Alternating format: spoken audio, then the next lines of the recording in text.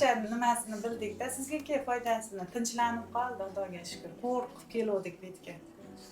Tushkunlikka tushib, stressda. Oysha begim shunaqami? Assalomu alaykum. Assalomu alaykum. Alaykum assalom. Qaysizlar? Rahmat. Oysha begim. Bunisi eski. Bularda asosan bosh miyada travma bilan tug'ilish natijasida 1 sm katta subepindimal qavatda gematoma bo'lgan. So'rilish tezligi juda ham yaxshi ketyapti. Mana. Bir oyning ichida 79 ga tushibdi. Shikoyat nima edi bir oy oldin? Shikoyat. Ko'p yig'lagan. Hali mana shu yerda ham yig'lavdim. To'polon qilib yig'lagan shumidi. Magneziy kvalilar ketishdan oldin deydi sizlarga. Yig'loqlar esda qoladi-da. Shuning uchun Uyga keldim. bola yosh bo'lsa, yoshligi esdan chiqadi. Mana shu yig'lab turgani ham yaxshi nima, Oysha begim? Seni yoshliging esdan chiqib ketib qoladi o'zi bulardan. Qancha nimasini bildik-da, sizga foydasini, tinchlanib qoldi, Xudoga shukr. Qo'rqib keldik bu yerga. Tushkunlikka tushib, stressda. Nima shukriga tushasiz? Ko'ndirib bo'lmasdi buni. Adres qayerdan? Go'yda tumani. Ko'p yig'lardi, sal yig'lari tinchlandi, uyqularini topdi. Necha soat uxlayapti bir uxlaganda? Ba'zida 1 soat, Aha. kechki obeddan keyingi 1 soat, obedgacha 2 soat, 3 soat uxlaydi. 2 soat. O'ynash tanaffus qanaqa? Uyqu bilan uyqu orasida qancha? 1 soat, 1,5 soat. Shunaqa. Uyg'oqligida ham juda ham injiq bo'lsa, O'rtacha. Oldingidan yaxshi-da. yaxshiroq. Mashinalarda yursa injiqlik qilmayaptimi? Ko'chada yursa, ko'pchilik ichiga kirsa, ortiqcha injiqlik qilgan yo'qmi? Asosan mashinaga chiqsa, yig'laydi-yu, uyda yotsa bemalolroq uxlaydi. Kechqurun qanaqa uxlayapti? Kechqurun yaxshi yerda uxlayapti. Necha marta turib, necha marta ovqatlanyapti kechasi? Kechasi ba'zida qorni bezovtalansa 3 soatda bir turadi. Bezovtali yo'q bo'lsa, umumiy 2 soat yo 3 marta, 4 marta turadi ertalabgacha. Nima shikoyat bo'lyapti hozir? Shu hozircha shikoyat o'sha injiqligi sal bor-da, baribir. Oldinga nisbatan qancha kamaygan? Necha foiz kamaygan? 50% kamaydi. 50% ga yig'ilari kamaygan taxminan. Endi foiz haqida gapirish noto'g'ri. O'zim Taxminan solishtirganda 1,5 baravar tinchlandi demoqchi esa. Odamni sog'lig'ini ustida hech qachon foiz gapirib bo'lmaydi o'zi. Lekin o'sha O'zim. soch chiqmayapti. Savolni shuna berib yubordim. Soch chiqmayaptimi? Kallar yo'qmi ishqilib qarindoshlarda? Yo'q.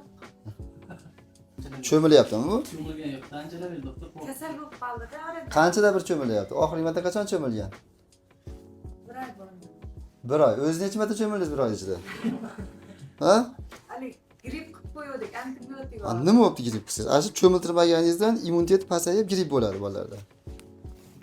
Kuni sport test Kunda kunora cho'miltirish kerak. Faqat cho'miltirgandan keyin oddiy mana har yarim soatda kiyimini yangi almashtiringlar, xo'pmi? Cho'miltirib uxlatganda tanada terlash bo'ladi, ha? Terlash hisobiga kiyim ho'l bo'lib, o'sha ho'l kiyimda uxlab qolish natijasida keyin kasal bo'lib qoladi. Buni bartaraf qilish uchun 2 marta, 3 marta kiyimini almashtiring. Quruq kiyimda uxlasin. Bola qancha ko'p cho'milsa, shuncha bu dunyoga moslashadi. Bu bechora chiroyli muhitda, suvlarning ichida, jag'ini ham qimillatmasdan maza qilib ovqatlanib yotadi qorningizda. Bu dunyoga keldiki, nafas olish kerak, emish kerak, uni hazm qilish kerak, chiqarish kerak, juda qiynagan yashash. Bu moslashish davri deyiladi. Bu dunyoga moslash period adaptatsiya deydi. Endi buni battar qiynab cho'miltirishmaydi hamda. Lekin ko'proq ekan.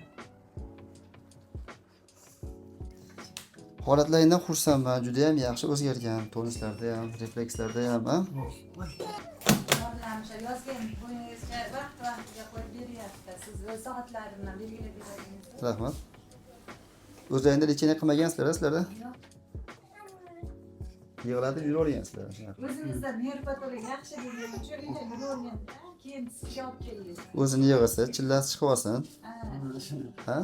Dadasi ham yig'loq qilib bo'lgan, ayam ham yig'loq bo'lgan deyishib, buni yig'latib yurishaveradi. Poliklinikadagi nervpatolog o'tib ketadi, yaxshi dedi. Emlamaga ham ruxsat berib yuborgan. Oldimi? Bir marta oldi, keyin sizga keldik. Shu bilan keyin olmadi. Yaxshi. Hozir ularga ham emlashga ruxsat beramiz. Faqat silkib turardik-da.